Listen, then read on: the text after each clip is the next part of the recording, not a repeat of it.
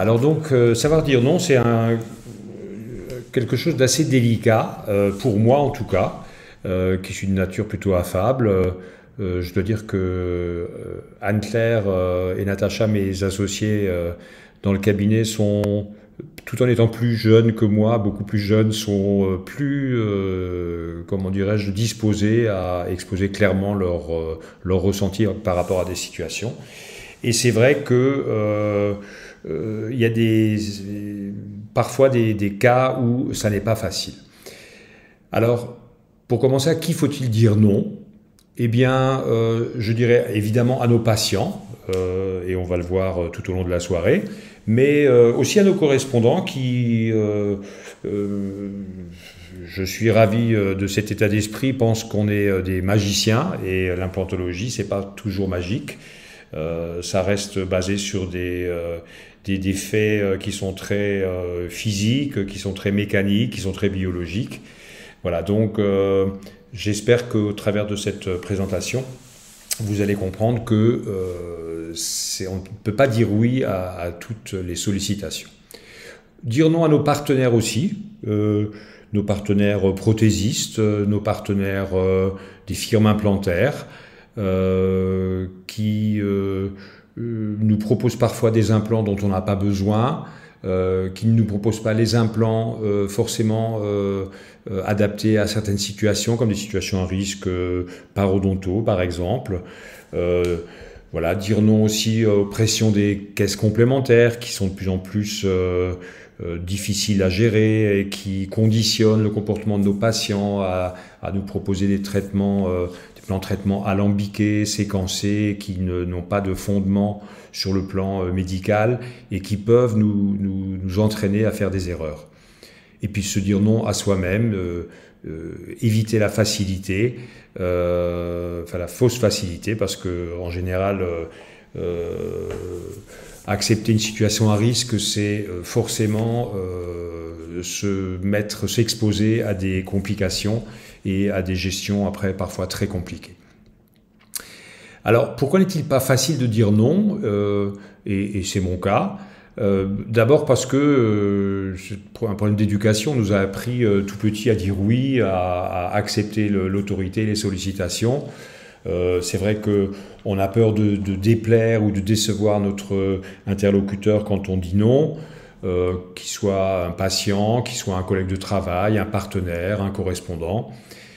Et puis on a, en tant que thérapeute, si vous voulez, on est là pour essayer de trouver des solutions, et c'est pas facile de refuser son aide quand on est le soignant. Et puis il y a aussi la pénibilité, si je peux m'exprimer ainsi, à discuter ou à parlementer parfois avec des patients qui ont des problèmes de budget, de complémentaires, comme je le disais avant, qui proposent des traitements alambiqués. Donc tout ça, c'est pas facile à gérer. Pourtant, il est nécessaire de savoir dire non dans un certain nombre de situations. D'abord pour éviter l'échec, évidemment, pour conforter notre autorité, notre légitimité d'experts et de soignants, pour rester fiable dans nos engagements vis-à-vis de nos patients, vis-à-vis de vous, nos correspondants, pour vivre avec moins de pression et de stress. Il y en a suffisamment actuellement dans notre environnement privé et professionnel, et donc en quelque sorte pour nous préserver. Alors comment dire non? C'est ce qu'on va voir un petit peu ce soir. Alors d'abord, il faut être certain que notre non est justifié, et donc pour ceci, il faut avoir évidemment une bonne connaissance de notre métier, de notre domaine d'action, savoir bien cerner les difficultés qui peuvent se présenter au travers d'un plan de traitement, d'une première consultation, évaluer les rapports risque-bénéfice, et donc avoir tous les moyens de faire une bonne analyse, des moyens cliniques, avoir des moyens radiographiques, cone beam, des études parodontales, etc. On va le voir un petit peu plus tard. Alors, comment dire non? Pas forcément le dire tout de suite. On a besoin parfois de cristalliser un petit peu nos impressions négatives, et le non, vous le verrez à la fin de la présentation, peut être assez difficile à entrevoir, enfin la difficulté d'une situation. Donc il est bon de savoir prendre un peu de recul, de proposer à son patient ou à son interlocuteur de réfléchir à tête reposée à la situation et nous permettre de mieux cerner la difficulté du cas, de mieux pouvoir organiser notre argumentation afin de pouvoir, lors d'une deuxième séance, pourquoi pas même téléphonique, arriver à bien faire son annonce. Alors, comment dire non aussi? Il faut être clair dans notre formulation du non. À partir du moment où on est convaincu et persuadé que la proposition n'est pas acceptable, il ne faut pas qu'il y ait un propos un peu indécis ou alambiqué ou équivoque qui pourrait laisser une sorte de porte ouverte à notre interlocuteur, en l'occurrence surtout nos patients, qui pourraient penser que finalement on dit non, mais peut-être que... voilà, donc il faut être clair. Si on est convaincu que la situation n'est pas envisageable, il faut dire ça n'est pas possible, non, c'est non. Voilà, et bien sûr on peut ne pas non plus trop justifier, mais quand même clairement exposer les problématiques. On fait quand même un métier qui est compliqué. Pour un patient qui ne connaît pas la dentisterie, il a droit à certaines explications. Et donc il faut savoir aussi les formuler le plus simplement possible et le plus efficacement possible. Et puis en cas de besoin, si vous avez des patients qui sont vraiment insistants, il ne faut pas hésiter à les prendre à témoin. Et pourquoi pas leur dire, écoutez, on va inverser les rôles, moi je suis le patient, voilà les problématiques, vous êtes mon soignant, qu'est-ce que vous feriez si vous étiez à ma place? Est-ce que vous me proposeriez de partir sur un plan de traitement qui risque de nous envoyer dans le mur? Donc ça, c'est un argument qui, par moment, a souvent été très efficace pour moi. Et puis ensuite, il faut dire non, certes, mais proposer une alternative, et si possible, positive. Voilà, donc notre étude du cas, elle doit, si vous voulez, se faire vraiment dans toutes les directions possibles. Bien sûr, il y a les contre-indications médicales, c'est pas le sujet ce soir, mais il est clair qu'il y a des contre-indications médicales absolues, comme une cardiopathie sévère, un traitement sous biphosphonate important, voilà, des choses comme ça, un diabète mal équilibré, une conjugaison de différents facteurs, alcoolisme, tabagisme, drogue éventuellement, voilà. Donc ensuite, bien sûr, il y a un contexte parodontal qui doit être vraiment appréhendé avec beaucoup de prudence, on en reparlera plus tard. Une ligne du sourire aussi, ça peut être un vrai problème quand il y a une demande esthétique forte. Des problèmes d'hygiène évidemment, de perte tissulaire, des problèmes mécaniques, de bruxisme, de parafonction, les rapports interarcades qui ne sont pas toujours évidents, vous voyez comme cette image ici. Voilà un beau cas de bruxeur ici à droite. La complexité du cas, il y a des cas qui sont vraiment très compliqués, on le verra tout à l'heure, et puis l'attitude du patient. Vous avez des patients qui, on le verra aussi, nous entraînent à chuter, si vous voulez, à ne pas réaliser notre plan de traitement de façon efficace. Alors, à propos des examens radiographiques, je vous ai évoqué le cone beam juste avant.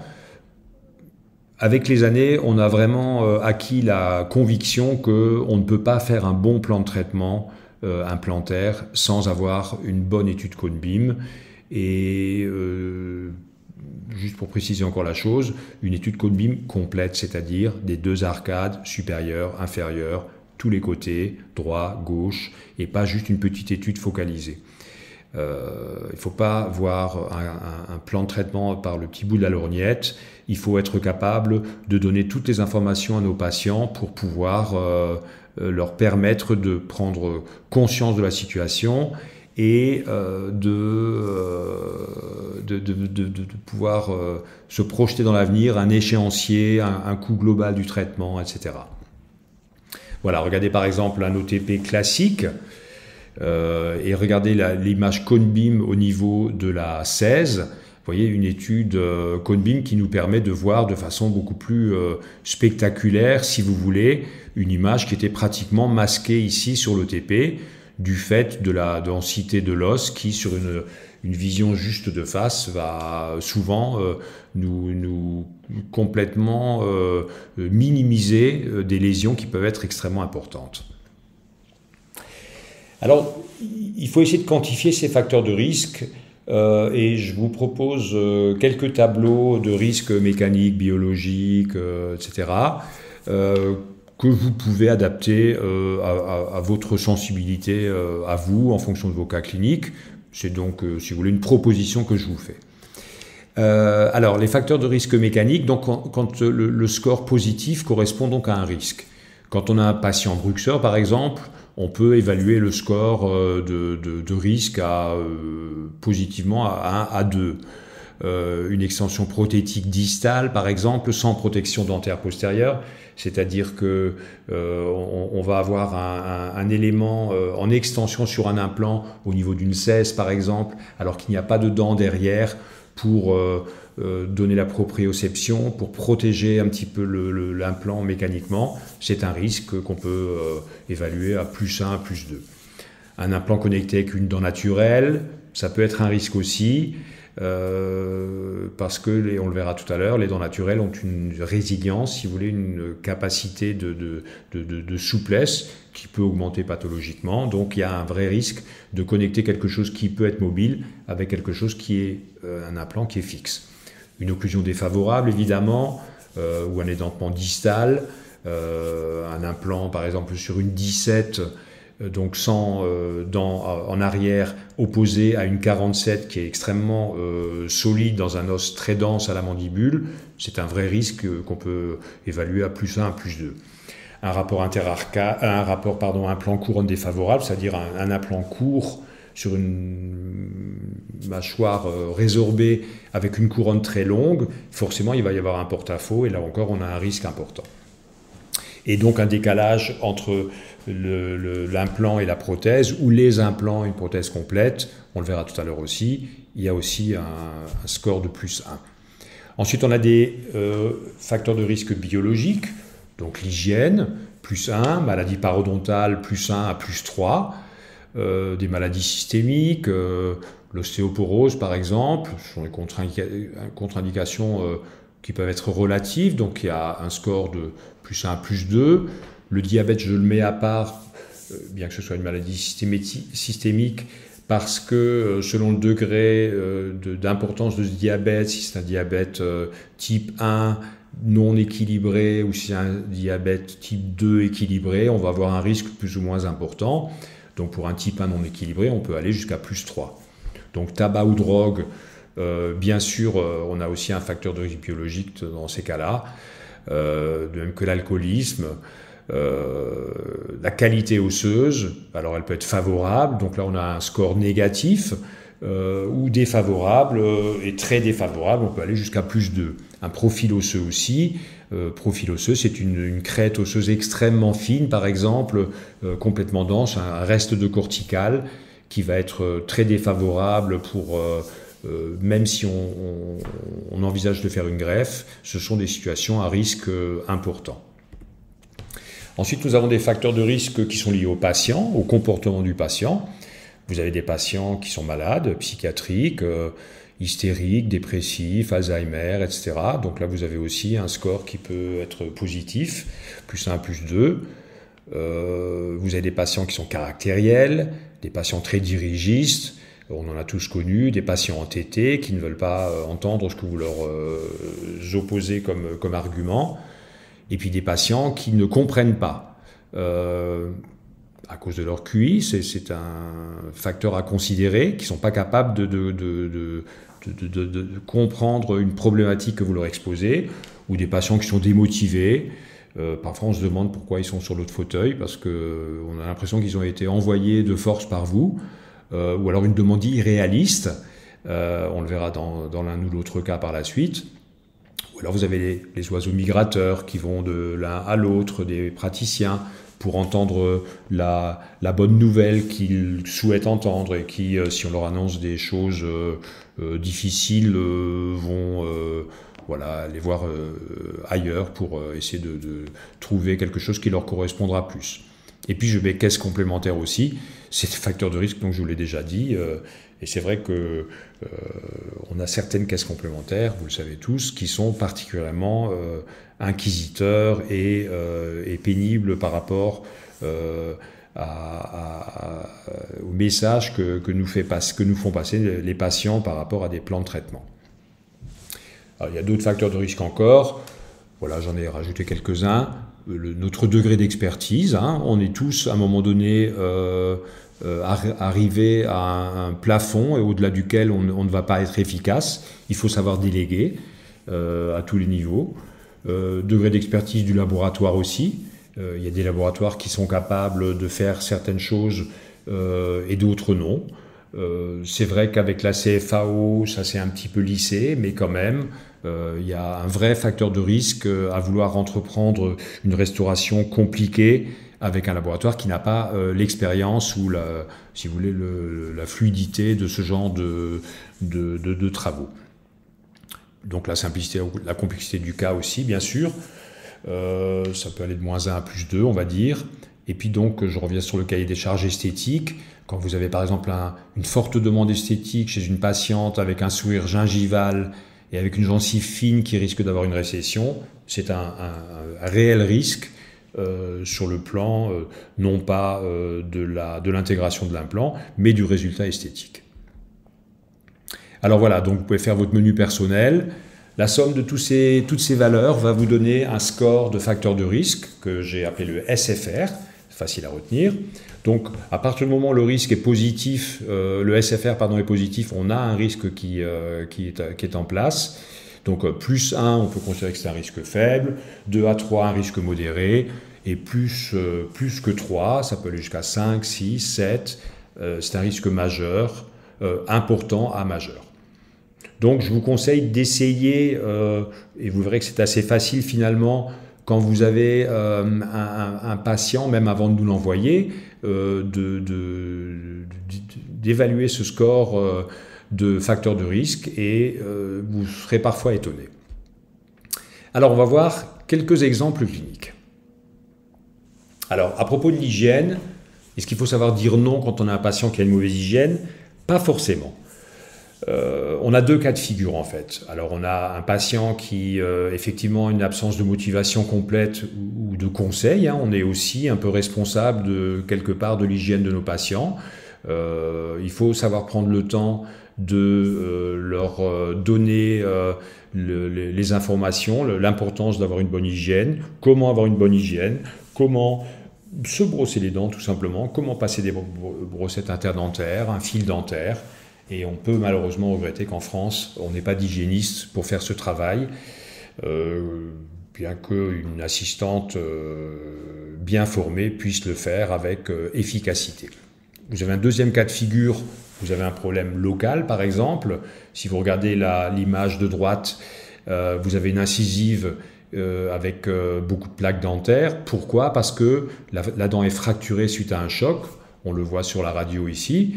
Et bien sûr, le patient évite exprès cette zone pour ne pas, la dent est mobile, pour ne pas avoir une catastrophe. Mais si vous regardez la 12, la 13, la 21, la 22, l'hygiène est tout à fait correcte. Donc là, si vous voulez, pour moi, ça ne constitue pas du tout une contre-indication à un traitement implantaire. Et en réalité, plus vite on va lui poser son implant et plus vite il va pouvoir se rebrosser efficacement au niveau des structures tissulaires. Alors voilà, je vous propose pas mal de cas cliniques pour essayer de vous faire passer d'autres messages. Ce premier cas, on nous demande de rétablir la fonction sur 15 et 16 par des implants. Donc voici l'image de l'OTP classique et voici l'analyse Cone-Beam. L'analyse Cone-Beam, vous voyez, est quand même beaucoup plus spectaculaire et nous donne une vision vraiment extrêmement précise de toutes les lésions osseuses. On se rend compte que on a un vrai problème parodontal, on a des pertes d'ancrage extrêmement importantes, et il faut considérer tout ça, si vous voulez, quand on a une consultation.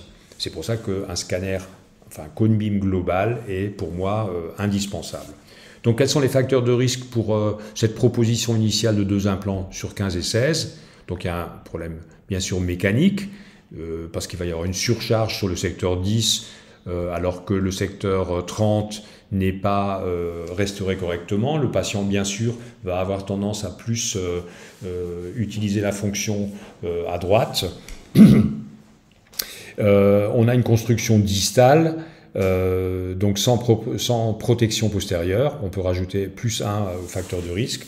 Et bien sûr, on a un contexte parodontal que j'ai gentiment évalué à +1, qu'on pourrait même évaluer à au moins à +2. Excusez-moi. Voilà, donc un score de facteur de risque de 4 qu'on peut considérer comme un risque important. Donc, il faut savoir dire non à 2 implants 15-16. Quel est le plan de traitement qu'il faudrait proposer, qui a été proposé? Eh bien, voilà, il faut avoir le courage, si vous voulez, la force, en quelque sorte, d'expliquer à son patient que sa situation est assez dégradée et qu'il va falloir envisager, avant toute chose, des extractions au niveau de 25, 26. Moi, j'irais même jusqu'à la 27, si vous voulez, qu'il y a une racine qui n'a pas un bon ancrage, tandis que le site au niveau de cette 27 implantaire est favorable et va nous permettre peut-être de mieux nous en sortir si on envisage des implants sur ce secteur 20 sans avoir à faire des greffes trop compliquées. Bien sûr, il faudra, la 47 aussi est à extraire évidemment, et bien sûr il faudra, une fois qu'on aura assaini la situation, faire un traitement parodontal. Et donc, à terme, si vous voulez, il va falloir envisager des implants sur 15, 16, certes, mais aussi sur le secteur 25, 27, la 36, la 47, on n'aura pas besoin de la remplacer.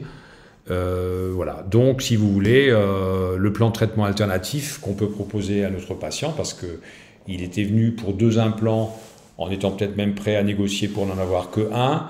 Là, on lui en propose tout à coup au moins 5. Donc, il faut lui proposer un plan de traitement alternatif. Et c'est une prothèse tout simplement traditionnelle. Et c'est la solution qui a été retenue dans ce cas-là, en sachant que la prothèse amovible, si vous voulez, peut être considérée, et le message passe mieux à ce moment-là, comme une solution d'attente, qui ne nous empêchera pas d'envisager des implants pour un traitement fixe à terme, court terme, moyen terme. Donc, qu'est-ce qu'on peut faire comme commentaire sur ce cas? Alors déjà qu'il ne faut pas être distrait par une demande focalisée, initialement donc 15-16. Il est important de bien évaluer ce facteur de risque et avoir une vision globale du traitement, et en donner l'information aux patients, bien évidemment. On ne peut pas se permettre de dire on va mettre 2 implants 15-16 et se masquer la vue sur les autres problèmes. Et le patient revient dans 6 mois en ayant perdu la 25, par exemple, et il va falloir extraire les autres, et lui dire « Ah ben oui, on va mettre des implants aussi là, et puis finalement, il faudra peut-être aussi en mettre en bas. » Non, il faut, si vous voulez, avoir un dialogue clair, synthétique, global, pour que le patient comprenne les problématiques et qu'il puisse ensuite choisir en connaissance de cause. Donc organiser un plan de traitement et un échéancier avec lui. Et bien sûr, donc lui proposer cette option alternative de prothèse amovible. Voilà, une autre demande toute simple, un implant sur la 16. Voilà le TP classique. Et voilà le cone beam. Le cone beam qui nous montre donc qu'on a effectivement un très bel site osseux, très beau site osseux sur la 16, mais la 17 présente un réel problème avec des lésions importantes. On a même une atteinte de la corticale osseuse palatine. Donc, si vous voulez, c'est un facteur de risque infectieux qui est important. Donc cette dent, de toute façon, risque d'être à extraire un jour. un traitement de racine qui pourrait être envisagé, mais il va falloir déposer l'obturation qui est dessus, ou la couronne, on ne voit pas très bien là, un pont dentillaire peut-être un peu fragile. Enfin, on a quand même un pronostic qui est pas bon pour cette 17. Et donc, si on met juste un implant 16 avec même l'extraction de la 17 avec des dents en face qui sont très bien ancrées dans la mandibule, on va avoir un risque de surcharge mécanique. Donc, on a un score global de 3 qui peut être considéré comme un risque important. Donc, moi, je dis non à la proposition d'un implant 16 et je propose d'extraire la 17 et de mettre 2 implants 16-17. Une demande autre pour un implant unitaire, on me demande un implant 36. Alors, il faut se méfier d'une vision un peu rapide, comme ça, de face en bouche, au niveau de l'espace existant, et aussi d'une vision par radio panoramique, parce que, on le sait, les radios panoramiques sur les secteurs postérieurs, l'acquisition se fait un petit peu en oblique, et ça minimise, si vous voulez, l'espace. En fait, cet espace-là, effectivement, quand on le regarde, nous permet de penser qu'on va pouvoir mettre un implant et une couronne de molaires, mais en fait, voilà, pendant la consultation, un examen plus précis avec un miroir, un seul implant, ça me paraît vraiment impossible. Donc, un seul implant, qu'est-ce qui va se passer? On va être obligé de mettre une couronne qui va être énorme, avec forcément des rétentions alimentaires possibles en mésial, en distal, une surcharge mécanique, des porte-à-faux intrinsèques de la couronne par rapport à l'implant. Donc, il faut savoir dire non à cette proposition et proposer de mettre 2 implants pour 2 couronnes de prémolaires, pourquoi pas, et couronner la 38 qui a un bon pronostic intrinsèquement, elle a des bonnes racines, il n'y a pas d'infection, etc. Et à ce moment-là, vous allez avoir une bonne répartition des charges sur ces 2 couronnes et un risque considérablement diminué de rétention alimentaire. Voilà une demande assez curieuse que j'ai eue il y a quelques années. On me demandait de remplacer la 42. Voilà le rapport interarcade. Regardez la vision sur les modèles d'études en vue linguale. Waouh, c'est une situation vraiment difficile. Il y a un facteur de risque, enfin des facteurs de risque un peu dans tous les sens là. Le risque esthétique, évidemment, de mettre un implant sur cette 42 qui va certainement pas donner satisfaction sur le plan esthétique. Un risque mécanique avec cette occlusion en piège à loup, je dirais. Un risque biologique aussi parce que l'espace est très restreint et vous allez avoir un implant qui risque de diminuer considérablement les 2 petites corticales et 2 septum osseux en mésial et en distal qui risquaient donc de se résorber. Donc là on a un facteur de risque 5, j'aurais pu en rajouter, voilà, mais déjà on a un risque majeur. Alors, qu'est-ce qu'on peut proposer à ce patient? C'est vrai que c'est une proposition, je dirais, assez radicale. C'est d'extraire, si on veut vraiment avoir un traitement implantaire qui donne satisfaction sur le plan esthétique, extraire ces 3 dents en haut et envisager des implants pour réaligner les collets. Et extraire aussi les incisives, il y en a 3 en fait, on ne la voit pas, la 32, on la voyait sur le modèle en plâtre avant. Et un traitement implantaire donc quand même important, en alignant les collets aussi bien en haut qu'en bas, et on peut avoir un résultat qui peut être très satisfaisant.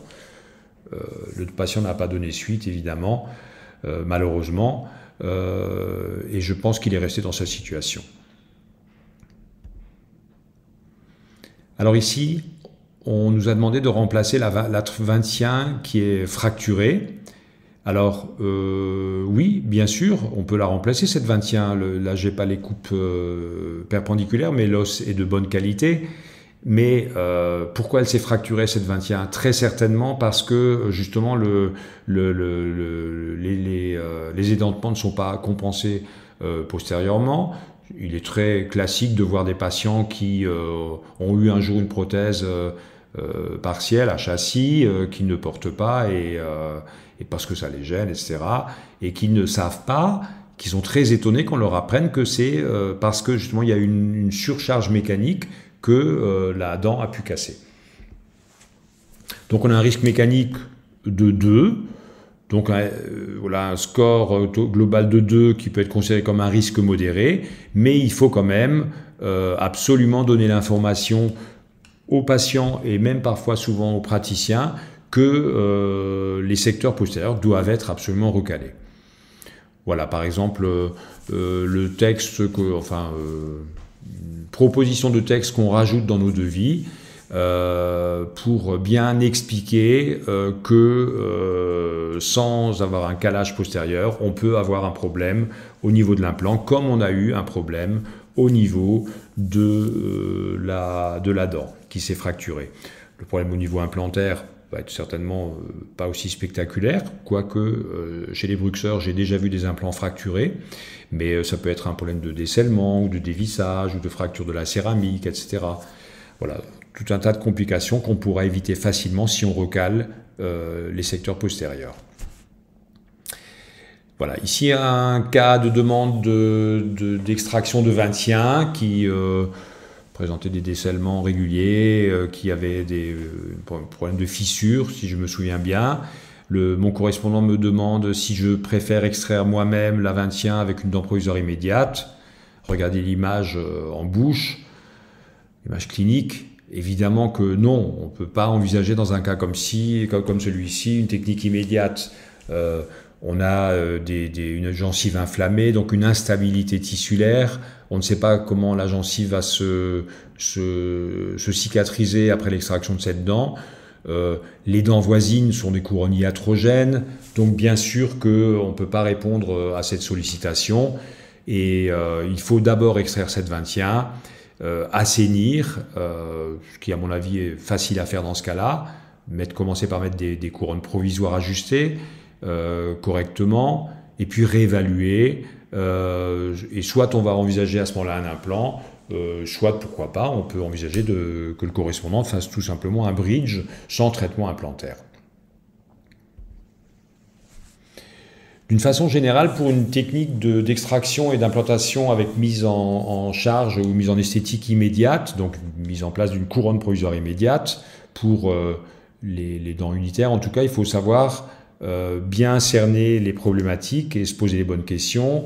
Est-ce que la topographie osseuse est adéquate? Comment sont les tissus mous? Est-ce qu'il y a des signes d'infection? Est-ce qu'il y a un ancrage primaire qui va être assuré? Est-ce que l'occlusion est favorable? Donc ça, bien sûr, ce sont des réponses que nous, on va pouvoir donner plus facilement. Mais sachez quand même que si vous avez une situation comme celle-ci avec une fistule, vous pouvez vous imaginer que la technique immédiate ne va pas être possible. Pourquoi? Parce que vous allez avoir une perte osseuse qui va correspondre pratiquement à toute cette zone que j'ai striée ici. Et donc vous allez vous retrouver avec un contexte morphologique qui va être très difficile.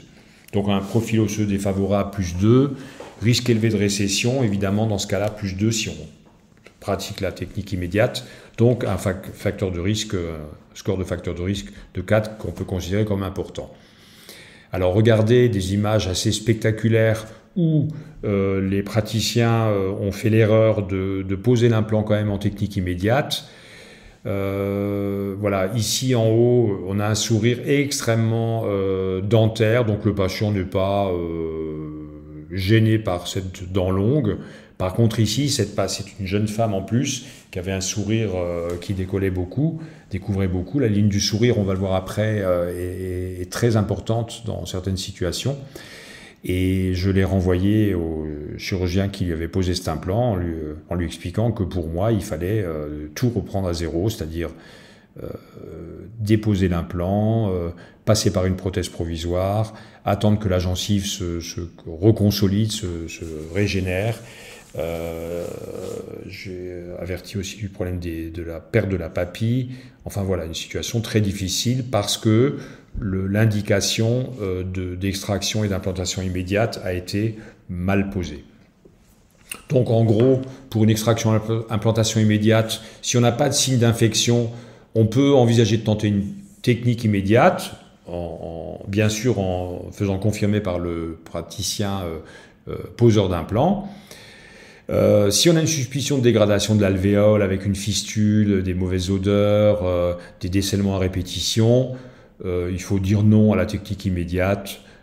Il faut passer par le protocole traditionnel qu'on a appliqué pendant plus de 15 ans en implantologie, c'est-à-dire qu'on extrait, on assainit, on stabilise des tissus et après on envisage de reconstruire. Voilà, un autre type de proposition, on me propose un implant sur le site de la 14 et de le solidariser à la 17 qui, je n'ai pas de coupe perpendiculaire sur ce cas, mais enfin présenté ici, mais qui a un très bon ancrage. On le discerne assez mal là. Ok, donc on me propose un plan 14 et bridge 14-17 avec donc deux éléments intermédiaires, 15 et 16. Alors vous voyez que cet implant 14, enfin vous ne le voyez pas mais je vous le dis, est un implant très fin. En l'occurrence c'est un implant esthétique, esthétique de la société Zimmer Biomet qui s'appelle maintenant Zimvi. C'est un implant fin qui, au niveau de la résistance mécanique, peut, s'il est trop sollicité, avoir des problèmes à terme. Trop sollicité, il va forcément l'être dans cette proposition de bridge mixte avec deux éléments intermédiaires en plus. Je vous l'ai déjà évoqué avant, mais il y a une dualité, si vous voulez, entre la dent qui a un ligament avec une mobilité physiologique, quand la dent est saine, une légère mobilité qui peut aller jusqu'à 40, 50, même 60, 80 microns, et en pathologique, une mobilité qui peut être extrêmement importante. Et quand on, si vous les solidarise avec un implant qui, lui, n'a pas de mobilité, on va dire pas de mobilité, il y a quand même une toute petite mobilité de quelques microns, mais on peut considérer que c'est pas de mobilité, on va forcément avoir un bras de levier qui risque de poser des problèmes. Donc le facteur de risque dans ce cas-là, pour un seul implant 14 et une dent 17, c'est une surcharge mécanique, puisqu'à droite, le côté gauche ici n'est pas restauré. Donc à droite, on va avoir un implant assez faible, une dent au potentiel possible de mobilité par la suite, avec deux éléments intermédiaires. Un patient qui va évidemment concentrer ses forces sur ce secteur. Donc il y a un vrai risque de surcharge mécanique. Cet implant fin, on peut rajouter un score de +1. Et cette dualité, donc le potentiel de risque du fait de la résilience et de la non-résilience de l'implant, résilience de la dent, voilà, encore un facteur de risque supplémentaire. Donc on peut considérer que le SFR est de 4, donc avec un risque important. Donc dans ce cas-là, il faut expliquer, j'ai dû expliquer aux praticiens aussi, qui ne pensaient, bon, qui ne savaient pas. Il est beaucoup plus prudent de proposer donc un bridge sur deux implants, 14-16, et de bien expliquer les tenants et les aboutissants aussi bien aux patients qu'aux praticiens. Alors ici, j'ai une demande du patient, ce n'est pas un correspondant qui nous l'a envoyé, c'est le patient qui est venu spontanément à notre consultation parce que son chirurgien dentiste prévoyait de faire un bridge fixe sur un plan au maxillaire. Alors, on ne le voit pas forcément ici, mais effectivement, les dents n'ont pas un bon pronostic. On le voit quand même sur les coupes perpendiculaires, on a de l'os par endroit, pas partout, et au niveau de la 24, il y a une grosse perte palatine, mais on peut envisager de poser des implants. Par contre, regardez le rapport interarcade et l'occlusion. Vous voyez ici la petite fistule, là sur la 23. Une occlusion extrêmement agressive, extrêmement agressive. Donc si vous voulez, la proposition initiale de bridge fixe au maxillaire, il y a un risque mécanique extrêmement élevé, la complexité du cas aussi, on peut considérer le facteur de risque, le SFR, au moins à 5, donc avec un risque très important. Voilà le plan de traitement que j'ai proposé. Il faut absolument relever la dimension verticale, donc il faut faire une restauration globale, maxillaire et mandibulaire. Au maxillaire, je proposerai une barre fraisée. Ça vient un petit peu tôt, mais je vous expliquerai tout à l'heure en quoi la barre fraisée a vraiment de gros avantages dans certaines situations. Et puis un calage postérieur de la mandibule. Donc si vous voulez, c'est un gros plan de traitement. Un gros plan de traitement, mais en tout cas, envisager de poser juste des implants maxillaires avec cette situation-là, sans toucher au reste, c'est aller directement dans le mur. Voilà, un autre genre de situation, cette patiente nous est adressée par son praticien pour poser un implant sur la 12. Voilà, a priori, il n'y a pas de problème particulier, mais le cône BIM nous montre un contexte défavorable au niveau parodontal avec des pertes d'ancrage importantes, des atteintes de furcation. Regardez ici au niveau de la 16, ici la 26, regardez la 25 ici, la 47, la 42 qui a une énorme perte. Donc c'est une situation parodontale qui est importante et dont il faut absolument tenir compte dans notre analyse du traitement. Donc on a un contexte parodontal important plus 2, en plus on a une maladie systémique, la patiente est diabétique, on sait qu'il y a des corrélations bien sûr entre les problèmes parodontaux et le diabète, et donc un score SFR de 4, donc un risque important. Alors il faut savoir bien sûr dire non pour juste un implant au niveau de la 12, et il faut proposer un traitement parodontal préalable, qui sous-entend un assainissement préalable, donc extraction de ces foyers potentiels, enfin pas potentiels, ces foyers infectieux avec dissémination de germes, donc extraction de 16, mais 25, 26, la 47 et la 42, et donc pose d'implants, si on reste dans l'optique implantaire, sur ces sites 16, 12, 25, 26, 42, la 47 c'est inutile. Et donc, bien sûr, un plan de traitement alternatif, une prothèse amovible qu'on peut envisager comme étant, si vous voulez, transitoire ou provisoire, en attendant de prendre une décision, de voir comment la situation se stabilise au niveau parodontal. Alors, ça, c'est une annonce qui a été difficile à faire à la patiente, c'est une patiente, parce qu'elle ne se doutait absolument de rien. On ne lui a jamais dit qu'elle avait des problèmes parodontaux, et c'est vrai qu'il n'y a pas eu de cône BIM de fait qui montrait de façon aussi spectaculaire que ce que nous on lui a montré les problèmes. Voilà, et c'est sûr que dans un cas comme ça, un détartrage ne suffit pas. Et donc c'est une patiente qui est tombée des nues parce que elle venait pour son petit implant sur la 12 et on lui a annoncé une situation déjà assez catastrophique et un plan de traitement compliqué. C'est plus facile pour un patient qui a des problèmes dont il a conscience parce qu'ils sont plus visibles, comme ce patient-là. Là, c'est clair qu'on lui dit qu'il a un traitement parodontal à faire avec des extractions, il le sait. Mais la patiente du haut, elle ne le sait pas. Alors, pourquoi est-ce qu'il est nécessaire de bien gérer ce problème d'assainissement parodontal préalable? Parce que c'est une évidence qui nous est apparue depuis quelques années. Au début, l'implantologie a été un petit peu, je dirais, insouciante sur le plan parodontal.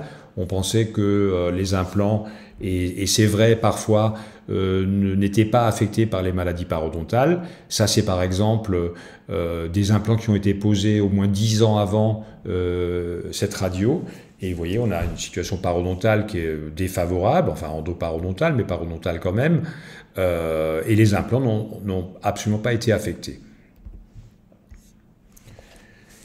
Ici, on a une situation où on avait mis des implants, c'est moi qui ai mis les implants il y a de nombreuses années, et la situation parodontalement s'est complètement dégradée pour différentes raisons.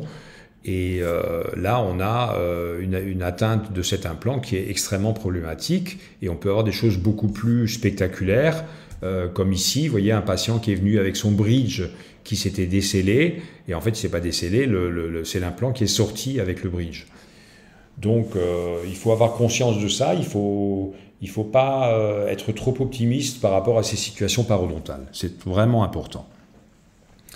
Et on passe d'ailleurs de plus en plus de temps, Natacha Zettel dans notre équipe passe de plus en plus de temps à faire des assainissements, des traitements parodontaux préalables qui sont parfois longs, fastidieux et qui prennent beaucoup d'énergie et qui sont souvent mal appréciés par les patients. Donc c'est beaucoup de communication, beaucoup d'explications, etc. Voilà, un autre cas où on me demande, chez ce patient, si on peut envisager une restauration implantaire fixe. Alors comme le disait Natacha, à qui je montrais quelques diapositives cet après-midi, c'est un florilège de cas catastrophiques. C'est vrai qu'on a à traiter des cas qui ne sont pas toujours très simples. Voilà, alors, qu'est-ce qu'on peut faire dans un cas comme ça? On a des facteurs de risque qui s'accumulent dans tous les sens. On a un contexte parodontal, l'hygiène, le patient fume, ça va souvent avec aussi. La complexité du cas, regardez là encore le rapport interarcade. Voilà une dimension verticale qui semble plus normale, ce qui est souvent la position de repos du patient. Vous voyez, on a relevé considérablement l'ADV. Donc on a un facteur de risque majeur avec tous ces facteurs biologiques. Et dans un cas comme ça, évidemment qu'il faut savoir dire non pour restaurer par implant, enfin restaurer par prothèse fixe sur implant. Et il faut savoir aussi reconnaître les avantages d'une prothèse amovible.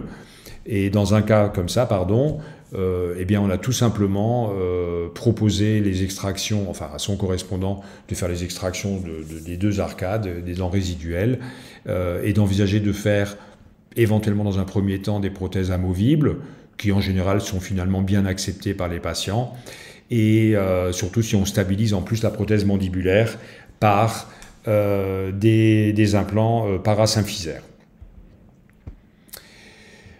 Voilà, une demande de cette patiente qui aurait besoin, me dit-elle, d'implants pour améliorer l'esthétique, parce qu'elle a entendu dire que les implants c'était quelque chose d'esthétique.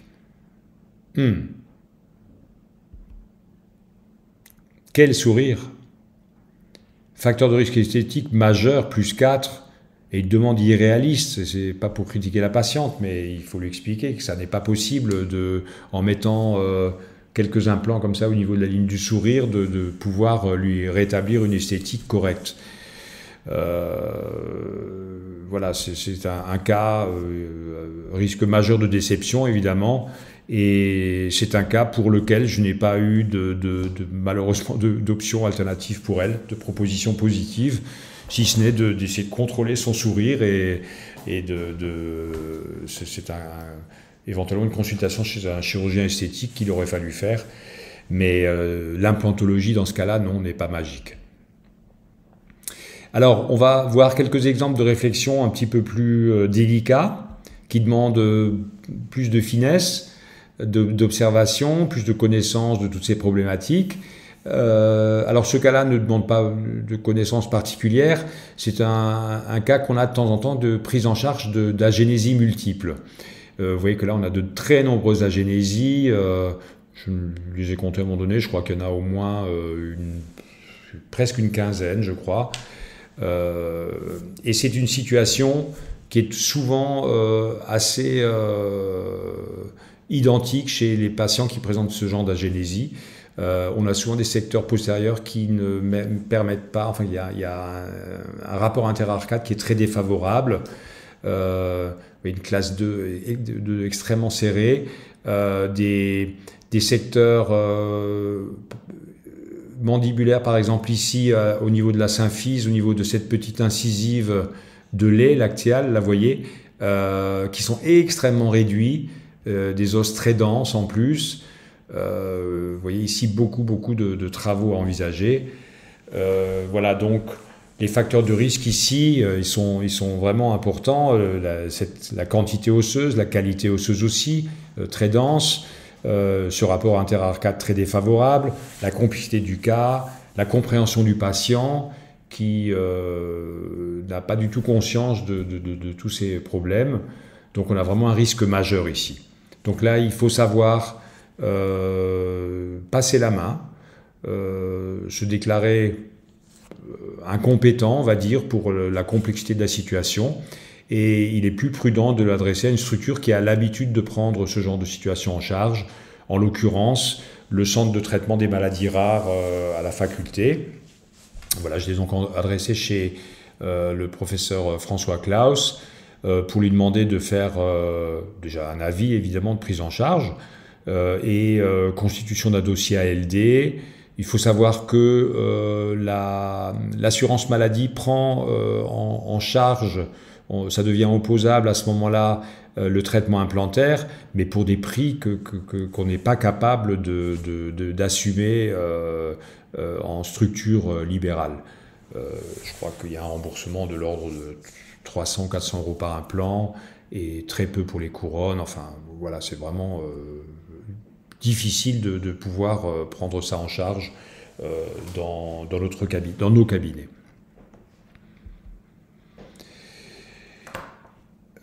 Ici, une demande de la patiente aussi. Son chirurgien dentiste lui a proposé, qui pose des implants, elle venait de Lorraine, de la région de Forbach, je crois. Je l'ai vu il y a très peu de temps. Lui a proposé de faire un bridge. On ne le voit pas très bien sur ce cone beam parce que le plan de coupe ne passe pas directement exactement par le centre des incisives, mais il y a déjà des couronnes sur ses dents voisines et il lui a proposé un bridge dentaire classique pour remplacer cette incisive. Et elle a entendu parler de nous, elle voulait savoir ce que je pensais d'un plan de traitement avec un implant. Alors, vous voyez ici encore, on a certainement une dent qui a été extraite il y a fort longtemps. Elle avait un petit appareil, en fait, là, quand elle est venue à la consultation, un site qui est très réduit dans le sens vestibulo-lingual. Bon, ça, on sait le gérer, on est capable de poser des implants fins avec une régénération osseuse guidée, ou pourquoi pas une greffe en onlay préalable. Mais il y a un autre problème, c'est le manque d'os dans le sens mésiodistal. Vous voyez que cet implant, c'est un implant, encore une fois, très fin, qui fait à peine plus de 3 mm de diamètre. Même en posant un implant aussi fin que celui-là, on risque de réduire considérablement les septa osseux en mésial et en distal. Et j'ai déjà eu un jour cette mauvaise expérience d'avoir posé un implant qui me donnait beaucoup de satisfaction et pendant 2-3 ans. Et j'ai revu la patiente, je crois, à 4 ans, et elle avait perdu complètement un pan d'os sur tout le côté, je me souviens bien, mésial de l'implant. Et on a été obligé de déposer l'implant. Donc dans un cas comme ça, si vous voulez, on a un facteur de risque important et c'est un cas complexe parce qu'il faudrait reprendre orthodontiquement le déplacement de cette 32 pour pouvoir... et 32, ça, évidemment, orthodontiquement, c'est pas magique. Il va falloir peut-être faire plus de place, déplacer les autres dents. Donc c'est complexe et aléatoire. Il m'est déjà arrivé de voir des traitements orthodontiques repris sur notre demande, justement d'avoir plus d'espace, et où la dent avait simplement fait une petite rotation, mais que c'était pas déplacé correctement, et où on a dû malheureusement annoncer au patient que malgré la reprise du traitement orthodontique, on ne pouvait pas mettre d'implant.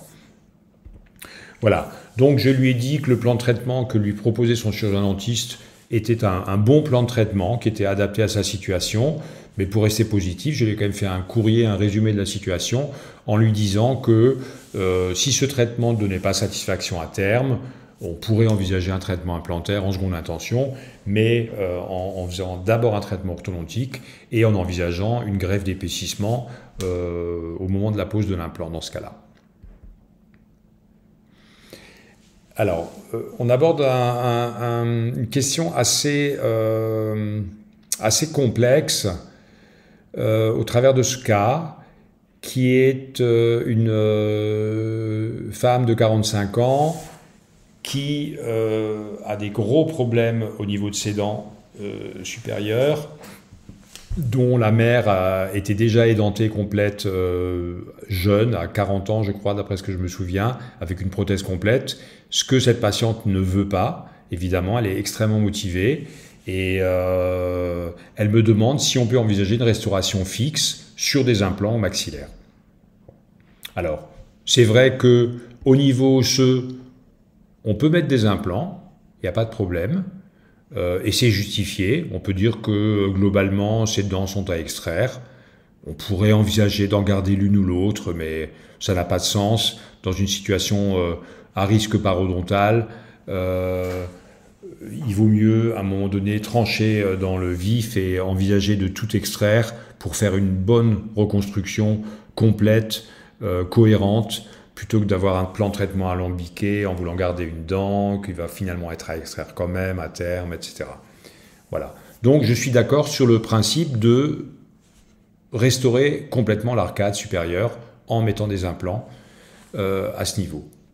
Mais le problème, c'est cette ligne du sourire qui est extrêmement généreuse verticalement, enfin dans tous les sens, d'ailleurs horizontalement aussi.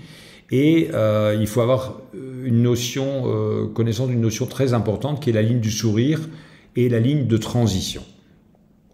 Alors, qu'est-ce que c'est que la ligne du sourire? Ça, tout le monde le sait, c'est le découvrement vertical, mais aussi l'amplitude distale, horizontalement.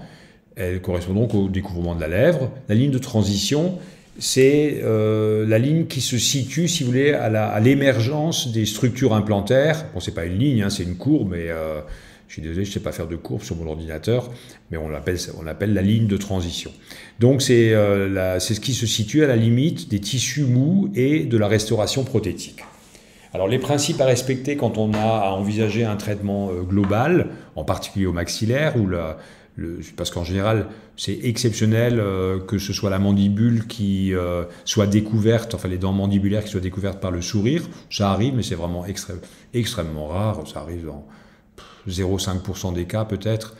Donc, au maxillaire, la ligne de transition, donc, que je vous ai mis ici en bleu, elle doit permettre l'accès au nettoyage pour le patient, ça c'est hyper important, et ne pas être disgracieuse, c'est-à-dire qu'elle doit être au-dessus de la ligne du sourire. Alors, quand le sourire est dentaire, il n'y a pas de problème. Ça, c'est un patient qu'on a réhabilité avec un bridge transvissé sur 6 implants, si je me souviens bien. Mais quand le sourire est gingival, la situation change. Et quand il y a une attente forte du patient, ça change encore plus. Donc, il faut bien se rendre compte de cette problématique et bien évaluer la ligne du sourire et quelle va être la ligne de transition quand on a un patient qui est encore denté. Et ça, c'est quelque chose qui n'est pas du tout évident non plus. Regardez juste ce sourire ici, je vais vous en reparler juste après. Donc dans le cas de notre patiente, le sourire va découvrir la ligne de transition. Même si on la déplace chirurgicalement, au moment des extractions, au moment de la chirurgie implantaire, on peut remonter cette ligne de transition. Mais c'est compliqué de la remonter suffisamment haut. Et je vous remonte le cas de cette patiente. Vous voyez qu'il y a un sourire très haut. La ligne de transition est en dessous de la ligne du sourire. Et ça donne un résultat esthétique qui est catastrophique. Si cette patiente, bon, qu'on n'a pas traitée, nous demande ce qu'on peut faire pour elle, eh ben, je peux vous dire que c'est une reprise de traitement qui est compliquée. Il y a quand même une solution, et c'est justement ça que je vais essayer de proposer à cette patiente. Alors, est-ce qu'on peut positionner la ligne de transition jusqu'à la ligne du sourire ? Oui, on peut la remonter, mais encore, il y a des endroits, regardez ici, au niveau 23-24, le sourire, il monte vraiment énormément. Et le nettoyage va devenir très compliqué d'un bridge fixe sur un plan. Et ça a été souligné par des auteurs honnêtes, dont j'espère faire partie. Jean-Louis Giovanoli, qui est un parodontiste, l'a décrit dans l'information dentaire en 2013. Il y a plein d'autres cas où les auteurs expliquent qu'il faut absolument permettre aux patients de brosser correctement. Et comme le dit Giovanoli, on voit réapparaître des aberrations morphologiques avec des fausses gencives qui nous sont parfois imposées par les laboratoires, auxquelles il faut savoir dire non aussi. Voilà, parce que c'est beau, c'est esthétique, et c'est absolument pas nettoyable. Alors regardez ce cas par exemple, où on a, là on le voit pas parce qu'il y a des écarteurs, mais une ligne du sourire assez haute. Le praticien et le prothésiste ont décidé de masquer complètement la ligne de transition. Et voilà, c'est un cas que j'ai vu il y a quelques années en consultation à la faculté, au service de prothèse. C'est une situation que vraiment je considère comme catastrophique. On a perdu énormément d'os sur 3 des 5 implants qui sont à déposer. C'est une situation qui est très difficile à gérer. D'abord, il va falloir tout déposer, il va falloir remettre une prothèse amovible, enfin pas tout déposer, déposer ces 3 implants, remettre une prothèse amovible, essayer de reconstruire au niveau osseux, faire des greffes, expliquer au patient que la proposition initiale, ce bridge fixe qu'il avait, n'est pas envisageable parce qu'il risque de se retrouver avec les mêmes problématiques de difficultés à nettoyer et de perte d'os liées à des périimplantites, etc. Donc c'est une situation qui est difficile. Revenons au cas de notre patiente. Qu'est-ce qu'il faut faire dans cette situation délicate? C'est cette demande qui n'est pas réaliste, qu'on se rend compte en étudiant le cas qu'elle n'est pas réaliste. Il faut bien sûr essayer de remonter au maximum la ligne de transition, donc déjà, enfin pas déjà, chirurgicalement. Heureusement, on a de l'os, donc il faut essayer de la remonter au maximum, mais il faut quand même permettre l'accès au nettoyage. Plus on va la remonter, et plus la patiente va avoir des difficultés pour aller mettre des brossettes, soulever la lèvre, etc. Donc là, j'ai été très ferme avec elle, j'ai passé beaucoup de temps à étudier son cas, j'ai passé beaucoup de temps à discuter, à expliquer, et je lui ai dit qu'elle ne pouvait pas compter sur moi pour lui faire un bridge fixe sur un plan. Elle en a été très déçue. Et je lui ai proposé un bridge amovible sur barre fraisée, je vais vous expliquer très rapidement ce que c'est, qui a comme énorme avantage d'être amovible. J'ai mis bridge amovible entre guillemets, c'est une prothèse en fait amovible mais sans palais, c'est pour ça qu'on le considère comme un bridge, c'est souvent comme ça qu'il est décrit dans la littérature scientifique depuis une vingtaine d'années. Donc bridge amovible qui va permettre donc, grâce à son amovibilité, d'accéder très facilement à la ligne de transition en brossant efficacement et correctement. Ça, c'est un avantage extrêmement important pour cette option de barre fraisée, mais qui malheureusement a un inconvénient majeur aussi, et souvent rédhibitoire chez une femme, c'est que le fait que le dispositif soit amovible et qu'elle se retrouve sans ses dents avec une espèce de barre métallique, ça, il faut être bien clair au départ. On ne peut pas masquer cet aspect des choses. Et si la patiente n'est pas capable d'accepter ça psychologiquement, ce que je peux comprendre, à ce moment-là, je n'ai pas de solution à proposer. Voilà, je vous montre ce que c'est qu'un bridge amovible, donc télescopique. Vous avez une barre fraisée, hein, ce n'est pas du tout une barre du commerce, c'est une vraie barre personnalisée qu'on fait maintenant en CFAO, donc par fraisage. Et le bridge en place, effectivement, comme tout à l'heure avec le patient qui avait ses périimplantites, est complètement hermétique, mais la grosse différence, c'est qu'on peut enlever ce bridge et que le patient va pouvoir accéder très facilement aux structures implantaires. Et entre parenthèses, quand on a une barre fraisée comme ça qui est supportée en l'occurrence ici par 6 implants, on peut se permettre de vider complètement le palais et c'est très très bien vécu sur le plan du confort par les patients. Voilà, cette barre fraisée, et je tiens aussi à le préciser, est adaptée aussi à un contexte de bruxisme, pardon. Il faut savoir qu'un bridge transvissé fixe n'est pas indiqué dans toutes les situations. Il faut que la résorption soit modérée et que le contexte occlusal soit à peu près normal. Vouloir restaurer un édenté par un bridge rigide, je vais avoir terminé bientôt, peut être vraiment une erreur dans un contexte d'occlusion défavorable, donc ou de bruxisme, comme c'est le cas ici. Alors là, cette mandibule est extrêmement agressive mécaniquement, et en particulier, c'est surtout au maxillaire le problème. On n'a pas beaucoup de complications mécaniques à la mandibule, parce qu'on est en général à l'aplomb des implants qui sont positionnés dans la mandibule. Mais au maxillaire, on a une caractéristique, et j'ai bien souligné résorbé, c'est que les implants sont placés en dedans des dents prothétiques, du couloir prothétique. Pourquoi? Parce que la résorption maxillaire est centripète, et donc plus le maxillaire se résorbe et plus il devient petit, contrairement à la mandibule qui est arquée autrement, qui va avoir une résorption plus centrifuge. Voilà. Et donc on va avoir des porte-à-faux qui vont être dangereux mécaniquement, surtout dans les zones postérieures, ou en particulier quand on est face à une arcade encore dentée mandibulaire, ou même une arcade implantaire, enfin une reconstruction implantaire, on va avoir des forces ici extrêmement importantes. Il faut savoir qu'un bruxeur peut être capable de mettre jusqu'à 200 newtons de pression sur une dent. Donc plus de 20 kg sans aucun problème. Alors, on a des conséquences mécaniques qui sont parfois catastrophiques quand on est en situation fixe. Ça, c'est un cas qui a été récupéré d'une clinique hongroise. Et il y a eu quelques études très préoccupantes qui sont sorties sur ce sujet. Je vous cite l'étude de Bozzini qui a été la première sur 1000 bridges. Donc 1000 bridges, c'est quand même extrêmement important. On peut vraiment dire que les chiffres sont parlants. À 5 ans, on a 30% de fractures cosmétiques. Alors, ce n'est pas forcément des grosses fractures, ça peut être des petits éclats, des petits chips comme ça qui partent, mais ça peut être aussi carrément comme un iceberg là, qui tombe, boum, sur la région molaire. Ici, vous voyez la 12 et la 13 qui sont parties, et pourtant il y a des rétentions mécaniques. Ça, c'est un vieux bridge transvissé. C'est plus fait comme ça actuellement en CFAO, mais pour dire qu'on était préoccupé par la rétention cosmétique.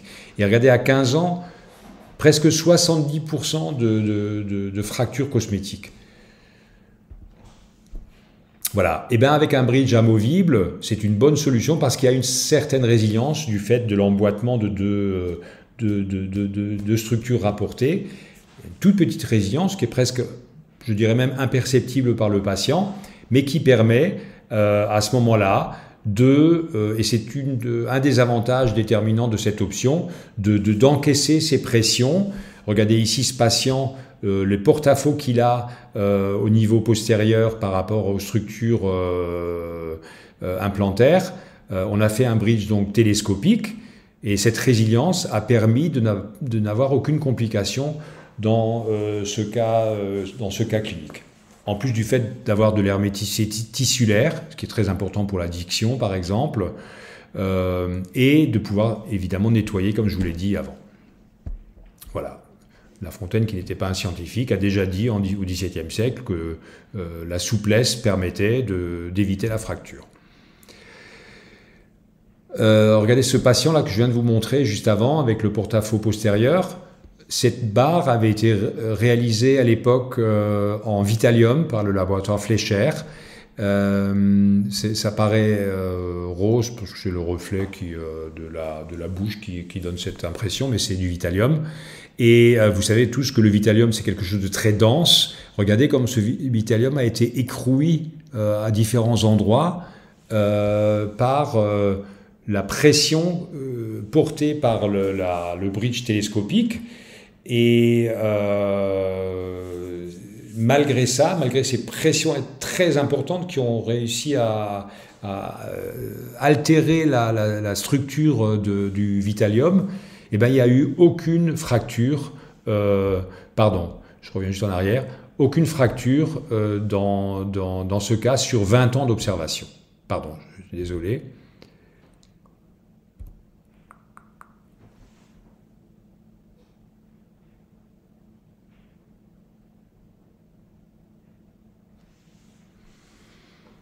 Et juste une petite parenthèse, qui est totalement hors sujet, quand vous faites ce genre de bridge télescopique, il faut un tripode d'attachement complémentaire pour la rétention de la structure télescopique, un tripode et non pas un quadripode. On m'a proposé de faire des quadripodes à un moment donné, j'ai écouté le laboratoire et je l'ai beaucoup regretté parce que c'est impossible à équilibrer au niveau de la stabilité. un tabouret sur 3 pieds, il est toujours équilibré. Sur 4 pieds, il y en a toujours un qui est en train de partir un peu dans le vide. Voilà, donc il faut savoir que pour certains de nos patients, tout n'est pas possible. Il faut pouvoir disposer de ce que j'appelle une prothèse tout-terrain. C'est vrai que quand on est jeune, on pense que c'est la Lambeau qui est la plus, c'est vrai, la plus clinquante, etc. Mais quand le terrain est chaotique, je peux vous dire que moi, à plus de 60 ans maintenant, je préfère largement privilégier le 4x4. Et savoir dire non à d'autres demandes. Regardez la demande de ce patient qui est un joueur d'instruments à vent, il joue de la trompette, voilà, du corps, des choses comme ça. Il a une prothèse complète, ça c'est une prothèse complète amovible, pas du tout d'implant. Regardez les facettes d'usure d'une prothèse amovible, donc d'une prothèse mobile. Donc imaginez le bruxisme qu'il peut développer. Et il me demande bien sûr d'avoir un traitement fixe sur implant pour pouvoir être efficace avec son instrument à vent. Donc un cas comme ça, il faut savoir dire non et lui proposer un bridge télescopique en lui expliquant que si on fait un bridge fixe, on va avoir beaucoup de problématiques. Voilà, alors savoir dire non, c'est pas toujours facile et puis c'est pas toujours prévisible le comportement de nos patients. On a eu un échec extrêmement cuisant avec cette patiente qui nous avait demandé si on pouvait faire des prothèses fixes. Et oui, effectivement, c'était envisageable, bien qu'au maxillaire, il y ait eu beaucoup de préparation chirurgicale à faire, maxillaire très atrophié, avec une crête osseuse très fine dans la région du prémaxillaire et des sinus très procidents. Donc c'était Anne-Claire en l'occurrence qui avait réalisé les greffes implantaires, pré-implantaires, avec des magnifiques augmentations au niveau des sinus, ici des blocs allogéniques au niveau incisif. Voilà, vous voyez par exemple comment ces blocs ont été totalement intégrés, ils sont vascularisés au moment de la dépose des vis et de la pose des implants. Vous voyez 8 implants qui ont été joliment placés, bien répartis sur toute la crête. Et malheureusement, la patiente disparaît. Elle a une prothèse amovible, elle a été rebasée sur les piliers de cicatrisation. Elle disparaît pendant 2 ans. On n'entend plus parler d'elle. Est-ce qu'elle a eu un état dépressif? Est-ce qu'elle a eu des problèmes personnels, de santé, refuser de prendre en compte son état d'édentement et puis fermer les yeux là-dessus. Et la voilà qui revient après 2 ans et une situation catastrophique, à peine imaginable pour nous, chirurgiens dentistes. Sa prothèse a cassé, elle l'a réparée elle-même, je crois qu'elle l'a collée avec de la superglue ou de la collue, le rebasage, regardez cette horreur, enfin c'est affreux, ça fait froid dans le dos et malheureusement ici tous les implants ont dû être déposés avec une nouvelle prothèse d'attente et c'est Anne-Claire qui s'est occupée de ça. Et la patiente du coup est finalement ravie de cette prothèse d'attente et finalement, on espère qu'elle s'en satisfera parce qu'on craint vraiment d'être obligé de recommencer un traitement implantaire avec ce comportement tellement aléatoire. Voilà, donc pour finir, il faut savoir dire non par ailleurs, je disais à nos partenaires, les firmes implantaires, je vous l'ai déjà dit, qui certaines ne nous proposent pas les états de surface lisses dont on aurait besoin quand on a un contexte parodontal agressif. Nos partenaires prothésistes, regardez ici, Natacha a demandé à ce laboratoire de faire c'était un patient qu'on ne voit pas très bien sur cette vision, mais sur cette vue, mais qui avait des diastèmes importants. Et elle a simplement demandé une molaire avec un diastème entre la 46 donc, et la 45. Et voilà ce qu'on lui a proposé. Non, il faut savoir dire non dans ces cas-là. Ou alors ici, regardez une couronne transvissée, unitaire, qui n'a pas d'engagement de l'hexagone qui existe pourtant dans l'implant, l'hexagone interne. Ça, c'est une couronne qui ne va pas pouvoir tenir, c'est évident, évident. Et quand on est un dentiste jeune, on ne le sait pas forcément. Et donc, il faut bien réfléchir, avoir de la jugeote et savoir dire non à ce qu'on nous propose. Voilà, pour finir, je voudrais juste vous évoquer dans les contre-indications, enfin dans les facteurs de risque comportementaux, le cas d'une patiente hystérique Et pour moi, hystérique, c'est pas ça que ça voulait dire, mais j'en ai parlé longtemps avec un psychiatre il y a quelques années. Qu'est-ce que c'est les aspects de la personne hystérique? C'est pas la personne qui hurle comme ça en s'effondrant comme la Castafiore. Une personne hystérique, c'est une personne qui est névrosée, qui souffre d'une insatisfaction chronique, qui se plaint que ça ne fonctionne jamais, qui est toujours déçu, qui cherche à entraîner son interlocuteur, l'expert, en l'occurrence nous ou vous, dans l'erreur pour justifier et confronter son attitude d'insatisfaction, et qui au demeurant est une personne plutôt séduisante et sympathique, qui est assez...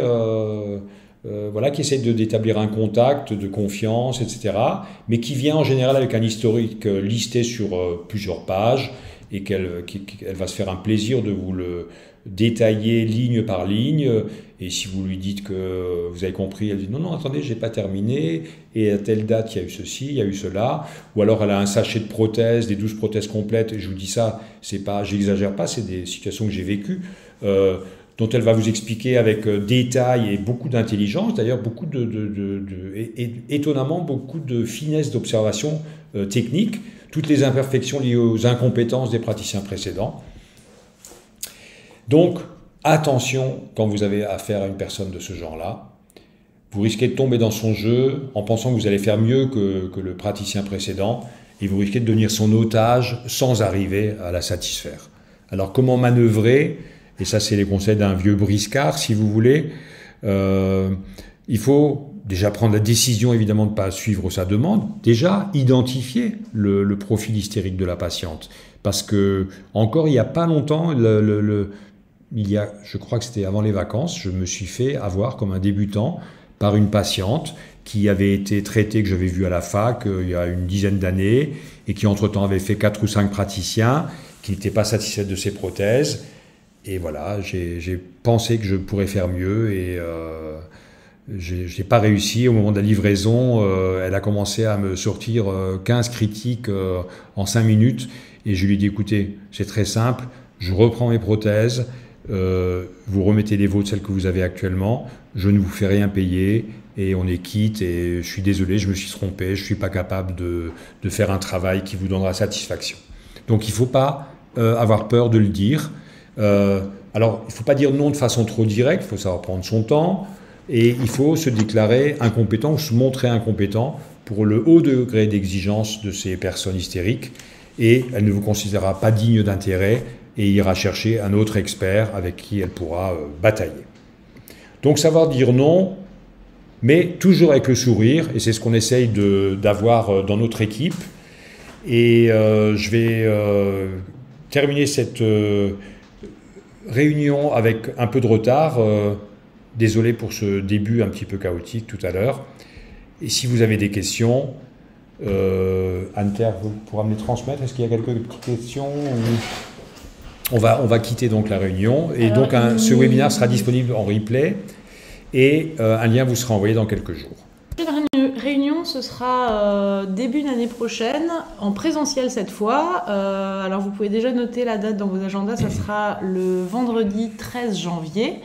Un vendredi parce que ça sera en soirée pour la réunion de fin d'année qui sera du coup en début d'année, parce qu'on sait très bien que vos agendas sont très chargés en décembre. Et puis qu'il y a les restrictions d'accès du centre-ville. Avec le marché de Noël, c'est voilà. pas toujours simple. Donc le lieu est encore à déterminer. J'essaie de vous trouver un endroit sympa. Du coup, pour les personnes qui aimeraient venir, ça serait bien de vous inscrire pour que je sache à peu près combien nous serons, sachant que cette réunion sera précédée d'une petite conférence sur la maintenance en implantologie et sera suivie de l'Assemblée générale du SCIT et d'un repas convivial. Bien sûr, vous aurez un mail. Bien sûr, vous aurez un mail. Oui, qu'on va envoyer dès qu'on aura fixé le lieu, en fait. Absolument. Voilà, on vous souhaite une bonne soirée encore, en espérant que vous avez pris plaisir à participer à cette réunion. À très bientôt. Au revoir.